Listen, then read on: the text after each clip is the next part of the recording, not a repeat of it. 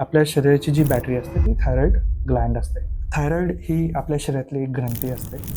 जशी आपली electric bike असते त्याच्यामध्ये बॅटरी असते, बरोबर. जर ती बॅटरी फुल्ली चार्ज नसेल तर काय होणार? गाडी लवकर चालू होणार नाही, पिकअप लवकर पकडणार नाही, गाडी मध्येच बंद पडेल. तसंच आपल्या शरीराची जी बॅटरी असते ती थायरॉइड ग्लँड असते. जेव्हा ही फुल्ली चार्ज नसते किंवा हायपोथायरॉइडिझम ज्याला आपण म्हणतो, पेशंट एकदम सुस्तावतो. वजन वाढणे, सतत थंडी वाजणे, केस गळणे, थकवा जाणवणे, हे सगळे हायपोथायरॉइडिझमचे सिम्पटम्स आहेत. म्हणजे ही बॅटरी, तुम्ही जी थायरॉइडची जी आपली ग्लँड आहे हिला आपण बॅटरी म्हणून कन्सिडर करून आपण या सगळ्या गोष्टी बघू शकतो. योग्य तपासणी काय? आजकाल सगळे लोक टोटल TFT करतात.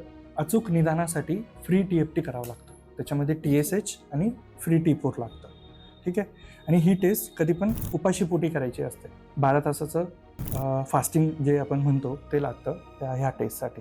एकदा हे थायरॉइड आपलं डिटेक्ट झालं, TSH वाढून आलं आहे, हायपोथायरॉइडिझम आपण डायग्नोज केलं आहे, तर ही जेव्हा आपण गोळी घेतो ही गोळी सकाळी उपाशीपोटी घ्यायची. आपल्या गोळी घेतल्यानंतर जवळपास 1 तास नाश्ता व चहा पाणी करू नये. 1 तासानंतर चालू करावं, ओके.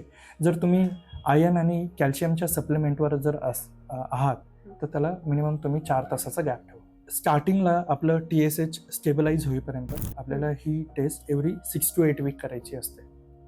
पण एकदा TSH स्टेबलाइज झालं की त्यानंतर आपण हे वर्षातून एकदाही चेक केलं तर हे पुरेसं आहे. पण गरोदरपणात ही टेस्ट आपल्याला एव्हरी मंथ करावं लागते. प्रेग्नन्सीमध्ये ही टेस्ट एव्हरी 4 वीक्स आपल्याला रिकमेंडेड आहे.